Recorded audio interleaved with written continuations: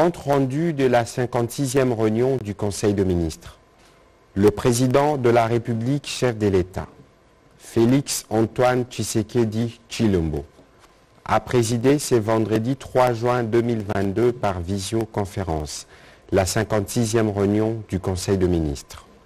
5 points étaient inscrits à l'ordre du jour, à savoir 1. Communication du président de la République, chef de l'État. 2. Point d'information. 3. Approbation d'un relevé des décisions du Conseil de ministres. 4. Examen et adoption des dossiers. Et 5. Enfin, examen et adoption de textes. La communication du président de la République, chef de l'État, a porté sur 4 points principaux. 1. La mise en œuvre de la loi sur la sous-traitance dans les secteurs privés. Au regard des difficultés notées dans les différents rapports sur la mise en œuvre de la loi sur la sous-traitance, le président de la République a été informé de la résistance de certaines entreprises donneuses d'ordre principalement dans les secteurs miniers. Malgré le fait que le taux d'accès au marché des sous-traitances ait connu une augmentation statistique sur les 2 dernières années, cette augmentation semble être purement numérique et ne se traduit pas en termes de volume d'affaires confiés aux sous-traitants à capitaux congolais.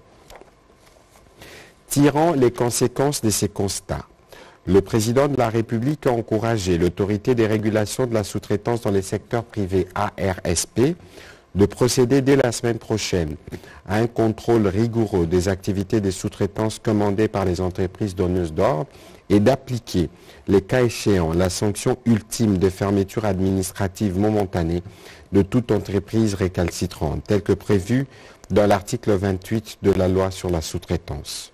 Le chef de l'État a invité toutes les autorités concernées par la mise en œuvre de cette sanction, notamment les gouverneurs de province, de collaborer, chacun dans la limite de ses compétences avec les instances judiciaires et d'établir une synergie permettant à l'ARSP d'accomplir ses missions afin d'assurer la promotion des entreprises à capitaux congolais et de faire émerger une classe moyenne dans notre pays.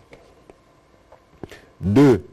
De l'électrification de la mission d'Ipamou dans le cadre du centenaire du diocèse d'Idiofa.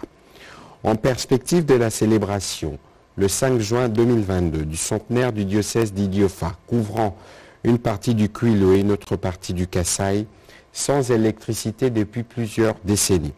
Le président de la République a salué la réalisation en un temps record à sa demande du projet d'électrification de cette mission catholique. Ce projet a été réalisé par l'Agence nationale de l'électricité et des services énergétiques en milieu rural et périurbain, ANSER. Le gouvernement, à travers les ministères sectoriels concernés sur le volet électrification, dans le cadre du programme de développement local de 145 territoires, a été invité de se rapprocher des lanceurs afin de capitaliser son expertise et expérience en la matière. Le président de la République a chargé le ministre d'État, ministre du Budget, le ministre des Finances et le ministre des Ressources hydrauliques et de l'électricité de veiller à l'engagement et au paiement des dépenses inscrites dans le budget de l'État pour lancer les autres projets qui sont dans les programmes prioritaires d'investissement de cette agence. 3. De la création d'une zone économique spéciale à l'est du pays. Dans sa volonté de restaurer la paix et de garantir la sécurité définitive de provinces de l'est de la République démocratique du Congo, le président de la République a souligné la nécessité de mettre en place les bases de la renaissance économique de ces provinces qui regorgent d'innombrables richesses naturelles, gazières, minières, agricoles, touristiques, ainsi qu'un potentiel humain remarquable pour leur transformation. Partant de l'exemple de la zone économique spéciale de Maluku, dans la ville-province de Kinshasa, le président de la République a estimé que des études de faisabilité doivent être entreprises pour la réalisation d'une deuxième zone économique spéciale dans la partie orientale du territoire national. Celle-ci aura la particularité de promouvoir la culture de la paix grâce à l'émergence d'un réseau intégré de petites et moyennes entreprises, des petites et moyennes industries actives dans les secteurs aussi variés, tels que l'agroalimentaire, l'énergie, le tourisme et les nouvelles technologies. Le gouvernement devrait s'activer pour que la mise en œuvre de cette zone économique spéciale se matérialise dès l'exercice budgétaire 2023. Le ministre de l'Industrie a été chargé d'entamer les dites études de faisabilité quant à la localisation optimale de la zone, d'en définir le contour et les synergies visant une intégration économique de communautés locales. Le rapport de ces études est attendu à la première réunion du Conseil des ministres de septembre 2022. 4 derniers points de la communication du président de la République. De l'efficacité des investissements environnementaux. Le président de la République a rappelé au Conseil que notre gouvernement a signé la lettre d'intention dans le cadre du second partenariat entre notre pays et CAFI, Central African Forest Initiative, pour la période 2021-2031. De cet engagement découle une mobilisation des fonds à hauteur de 500 millions de dollars américains.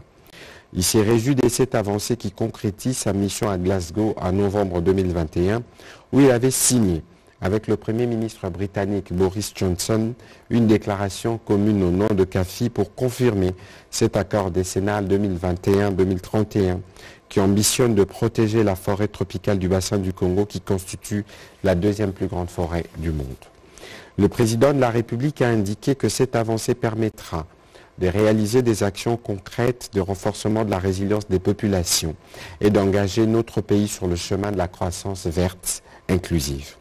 Il a chargé pour ce faire la vice-première ministre, ministre de l'Environnement et du Développement durable, le ministre des Finances, de présenter dans un bref délai un rapport sur la cohérence d'approche entre les différentes institutions impliquées dans les secteurs du climat et celui de l'environnement pour définir les priorités dans les processus de soumission de projets auprès des bailleurs de fonds.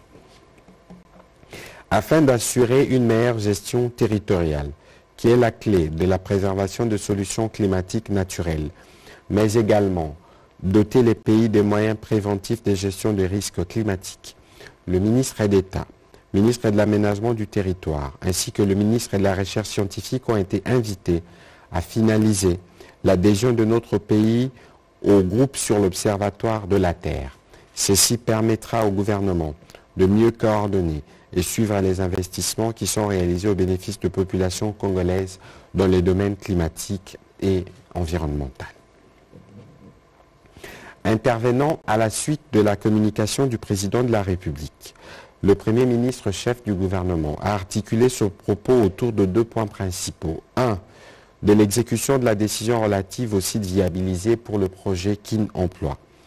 Le Premier ministre a fait part au Conseil de la préoccupation du président de la République, chef de l'État, exprimée au cours de la 55e réunion du Conseil des ministres, de voir le projet Kin Emploi bénéficier d'un site viabilisé afin de permettre à notre jeunesse d'accéder à l'emploi.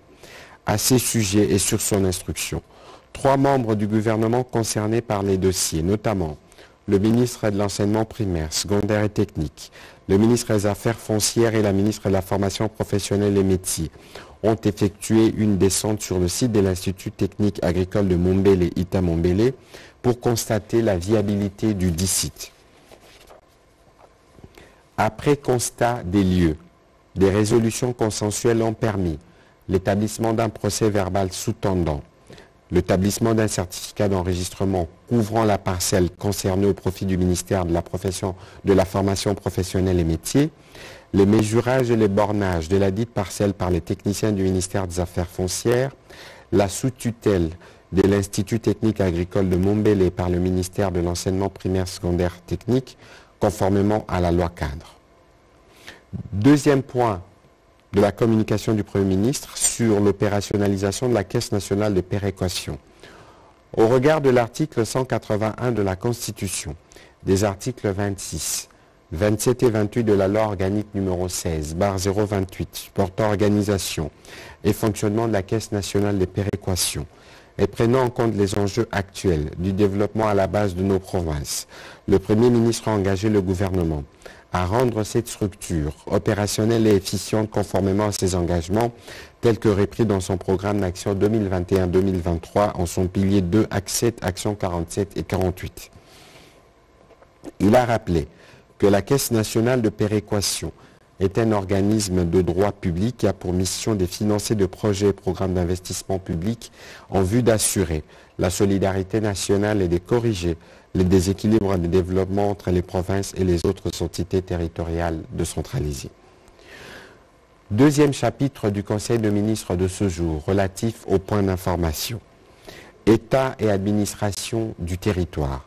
Le vice-premier ministre, ministre de l'Intérieur, Sécurité, décentralisation et affaires coutumières, a fait le point au Conseil de l'État du territoire national, qui reste dominé par la poursuite des opérations militaires à l'est de la République démocratique du Congo contre les forces négatives. Le ministre de l'Intérieur a aussi relevé les principaux points et a marqué la situation sécuritaire dans nos différentes provinces. L'état d'esprit de la population a été caractérisé ces derniers jours par la participation de la République démocratique du Congo au sommet extraordinaire de chefs d'État et de gouvernement de l'Union africaine du 27 au 28 mai 2022 à Malabo, la désignation par le Parlement du sénateur Manja Dieudonné en qualité de juge à la Cour constitutionnelle et la satisfaction générale au sein de la population suite aux avancées enregistrées sur le terrain par les forces armées de la République démocratique du Congo face aux terroristes du M23 appuyés par le Rwanda.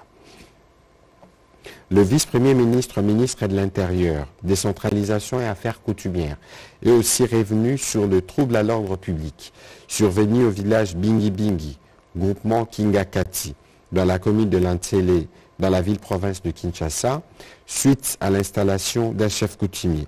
Il a indiqué avoir lui-même fait les déplacements de cette partie de Kinshasa afin de calmer les esprits et inviter toutes les parties prenantes à suivre l'ordre généalogique en vue d'une issue heureuse du processus de désignation du successeur au trône. De vives tensions ont été aussi enregistrées dans la province de la Mongala à la suite de l'arrêt du Conseil d'État qui a fait de M. Aimé Bokungu Boubou, gouverneur de la Mongala en lieu et place de M. César Limbaya, gagnant de l'élection organisée dans cette province le 6 mai 2022, a conclu le vice-premier ministre, ministre de l'Intérieur. Intervenant à son tour, le ministre de la Défense nationale est revenu sur la situation sécuritaire dans les zones opérationnelles dans l'étendue du territoire congolais.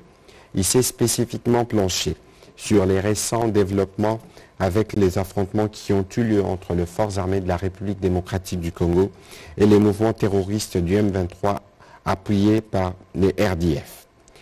Le ministre de la Défense a assuré que les services veillent sur la menace ouverte contre la République démocratique du Congo par le Rwanda sous la couverture des terroristes des M23 que ces forces de défense appuient dans les hauteurs des monts Tchanzu, Runyonyi, Sabinyo, dans les territoires de Rutshuru. Pour parer à toute éventualité, les forces armées de la République démocratique du Congo ont renforcé leur présence dans cette partie du pays. Toujours sur ces chapitres de points d'information, évolution de la situation de l'épidémie à Covid-19.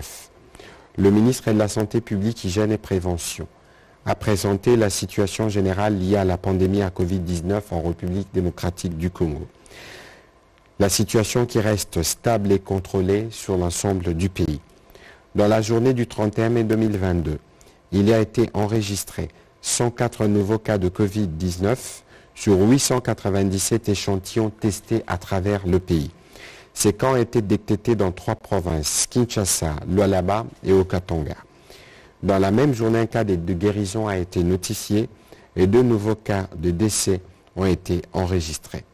40 patients sont hospitalisés dans les centres de traitement pour une capacité totale de 400 lits à Kinshasa. Dans les Lualaba, 210 malades sont suivis à domicile. Le cas des contaminations sont en hausse ces dernières semaines, principalement à Kinshasa. Les mesures barrières doivent être davantage observées et la vaccination recommandée. Au sujet de l'évolution de la situation récente sur le marché d'échange ainsi que de biens et services, invitée à participer à ces conseils de ministres, la gouverneure de la Banque centrale du Congo a présenté l'évolution de la situation récente sur le marché d'échange ainsi que celui des biens et services. Il s'observe une relative stabilité malgré la pression qui s'exerce sur certains produits. Elle a indiqué que globalement, le cadre macroéconomique reste stable grâce à la mise en œuvre continue des politiques économiques saines et coordonnées, et notre économie résiste plutôt bien aux conséquences de la crise en Ukraine. La gouverneure de la Banque centrale du Congo a encouragé les gouvernements à accélérer la mise en œuvre de mesures destinées à augmenter l'offre de produits de grande consommation afin de renforcer la capacité de l'économie à faire face au choc. Le Conseil a pris acte de cette note d'information. Toujours sur ces chapitres de points d'information. Stabilité financière et situation des banques en difficulté. Le ministre des Finances a informé le Conseil de la stabilité financière et de la situation des banques en difficulté. Il a rappelé que conformément à l'article 22 de la loi organique numéro 18/027 du 13 décembre 2018 portant organisation et fonctionnement de la Banque centrale du Congo, les ministères des Finances et la Banque centrale du Congo ont signé le 23 novembre 2021 la convention portant création du comité de stabilité financière en République démocratique du Congo. Cette convention attribue à ces comités la mission de suivre les systèmes financiers dans son ensemble en vue d'en préserver la stabilité et la capacité à assurer une contribution soutenable à la croissance économique. Au regard de la situation économique internationale et son impact sur l'économie nationale, il s'est tenu le 30 mai 2022 une réunion extraordinaire du comité de stabilité financière pour procéder à une évaluation holistique de la stabilité financière en République démocratique du Congo. Cette réunion a porté essentiellement sur la situation de banques commerciales compte tenu de leur poids dans ces secteurs. Ici est dénoté que notre pays compte à ce jour 15 banques commerciales en activité, une caisse d'épargne, 71 coopératives d'épargne et de crédit, 21 institutions de microfinance, 4 institutions spécialisées, 4 institutions émettrices de monnaie électronique, 35 bureaux de change, 80 messageries financières, 2 fonds de pension, 10 sociétés d'assurance et 18 intermédiaires d'assurance. À l'issue de l'examen de la situation, il a été noté que le secteur bancaire congolais est globalement stable en dépit du contexte international assez difficile. Les ratios de solvabilité globale se situent à environ 12,5% contre un seuil minimal requis de 10%. Par ailleurs, le secteur bancaire demeure assez dynamique au regard notamment de l'accroissement d'environ 40% du total du bilan 2021. En ce qui concerne les banques en difficulté, le ministre a évoqué la situation d'Afriland First Bank CD au regard de la crise multidimensionnelle qu'elle traverse. Le ministre des Finances, président du comité de stabilité financière, a présenté un rapport qui met un accent particulier sur l'impérieuse nécessité d'une résolution ordonnée des difficultés actuelles notées auprès d'Afriland First Bank, dans la stricte application et exclusive de la loi bancaire par la Banque centrale du Congo. Ainsi, la Banque centrale du Congo a été encouragée à prendre toutes les dispositions idoines pour protéger la stabilité du système bancaire et l'épargne du public dans les plus brefs délais, conformément à la loi organique portant son organisation et son fonctionnement. Le Conseil de ministres en a pris acte. Au troisième chapitre du Conseil de ministres de ce jour, relatif à l'approbation d'un relevé des décisions du Conseil de ministres, le Conseil de ministres a adopté le relevé des décisions prises lors de sa 55e réunion tenue le vendredi 27 mai 2022. Quatrième chapitre du Conseil de ministres, relatif à l'examen et à l'adoption des dossiers. 3 dossiers. 1. Enquête démographique et de santé 2022. Le ministre d'État, ministre du Plan, a soumis au Conseil le dossier relatif à l'enquête démographique et de santé 2022. Il a indiqué que la République démocratique du Congo a souscrit aux objectifs de développement durable qui visent une nette amélioration du bien-être des populations et particulièrement des enfants et des femmes, à l'horizon 2030 dans tous les domaines fondamentaux de la vie. Ainsi, pour assurer les suivis des indicateurs des ODD dans le domaine démographique et de santé, des enquêtes sont organisées à travers le monde dans le cadre du programme international d'enquête démographique et de santé. Cela permet de réorienter et de mieux cibler les appuis à accorder à la République démocratique du Congo pour atteindre les objectifs des ODD dans les secteurs ciblés. C'est dans ces cadres que s'inscrit l'enquête démographique de santé 2022. Les informations qui seront collectées permettront de mettre à jour les indicateurs de base de la situation socio-démographique et sanitaire du pays. Après débat et délibération, le Conseil a adopté ces dossiers. Deuxième dossier, évaluation et suivi des mesures pour la mobilisation accrue des recettes de l'État. Le ministre des Finances a pour sa part présenté la situation des finances publiques. Il a indiqué que les recettes réalisées au mois de mai 2022 sont de l'ordre de 1866,2 milliards francs congolais, soit 141% du taux de réalisation par rapport aux prévisions mensuelles, qui étaient de 1326,5 milliards de CDF. Le ministre des Finances a précisé qu'une étude réalisée sur l'impôt spécial sur le profit excédentaire, dit impôt sur les super-profits, qu'auraient dû payer les entreprises minières en phase d'exploitation en avril 2022, révèle ce qui suit. Seules 12 entreprises sur 10 ont payé cet impôt pour un montant total de 255,4 milliards de francs congolais. Les plus grandes entreprises minières du pays n'ont pas payé cet impôt alors qu'elles devraient le faire. Les entreprises qui ont déclaré et payé l'impôt ne l'ont pas forcément payé correctement. Sur un échantillon de 7 entreprises, il apparaît qu'un montant d'au moins 920 milliards de francs congolais peut être encore recouvré par voie de redressement. Environ 1600 milliards de francs congolais auraient dû être acquittés par les secteurs miniers au titre de l'impôt sur les superprofits en avril dernier. Toutes les dispositions sont ainsi prises pour permettre au Trésor public de recouvrer ces fonds publics. Les dépenses réalisées du 1er au 31 mai 2022 s'élèvent à 1723 milliards de francs congolais et 6,697 milliards de francs congolais en cumul annuel. Au courant du mois de mai 2022, 83 millions de dollars ont été payés aux sociétés pétrolières au titre de subventions à leur perte et manque à gagner, dont 48 millions à valoir sur la prochaine certification. Le ministre des Finances a également signalé le paiement des dotations dues à la Commission électorale nationale indépendante, dont la dernière s'élève à 49 millions de dollars américains.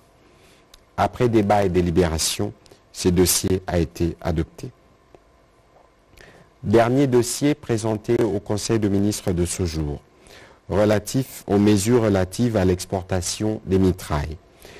Le ministre du Commerce extérieur a présenté les dossiers relatifs à l'exportation de mitrailles. En effet, lors de la 28e réunion du Conseil des ministres, tenue le 12 novembre 2021, le président de la République a fait part au gouvernement de la fraude massive observée de la part des négociants étrangers qui exportent les cuivres et le cobalt sous les labels de mitraille. Cette fraude est occasionnée notamment par la contradiction des textes réglementaires régissant les marchés des mitrailles et de leurs exportations. De là, il se dégage la nécessité de statuer sur l'exportation des mitrailles en République démocratique du Congo. Au regard de cette situation, le ministre du Commerce extérieur a recommandé au gouvernement d'instruire les entreprises du portefeuille ou sociétés d'État, fournisseurs de la mitraille, de donner priorité de vente de la mitraille aux unités industrielles localement installées, de restreindre les exportations des mitrailles ferreuses en faveur de l'industrie locale, d'accorder les dérogations dans les limites de l'offre exportable conformément aux textes légaux portant réglementation du marché de mitraille, et de renforcer l'applicabilité des dispositions de l'article 10 de l'arrêté interministériel numéro 22/CADMIN/IND/2010 et numéro 14/CADMIN/COM-PME 2010 du 20 août 2010. Après débat et délibération, le Conseil a adopté ces dossiers. Dernier point inscrit à l'ordre du jour du Conseil des ministres de ce jour, relatif à l'examen et à l'adoption d'un projet de texte. Projet de décret portant modalités et mesures d'application de l'accord cadre entre le C-Siège et le Saint-Siège et le gouvernement de la République démocratique du Congo. Représentant le vice-premier ministre, ministre des Affaires étrangères en mission, le vice-ministre des Affaires étrangères a soumis au Conseil le projet de décret portant modalités et mesures d'application de l'accord cadre entre le CCIEJ et la République démocratique du Congo. Il a expliqué que le 20 mai 2016, la République démocratique du Congo et les Saint-Sièges ont signé un accord cadre sur des matières d'intérêt commun. Les instruments de ratification ont été échangés le 17 janvier 2020 à Rome entre Sa Sainteté le Pape François et Son Excellence Monsieur le Président de la République, chef de l'État, Félix Antoine Tshisekedi Tshilombo. Après le travail réalisé par les experts du gouvernement et ceux de la Conférence épiscopale nationale du Congo, 4 accords spécifiques ont été examinés. Il s'agit des textes relatifs au service de l'Église catholique dans les domaines de la santé et de l'assistance médicale, à l'activité pastorale de l'Église catholique en faveur des orphelins, des personnes âgées et celles vivant avec handicap, à l'activité pastorale de l'Église catholique dans les établissements pénitentiaires et à l'éducation. Après débat et délibération, le Conseil a adopté ces projets de décret. Commencé à 12 h, la réunion du Conseil des ministres a pris fin à 16 h 30. Je vous remercie.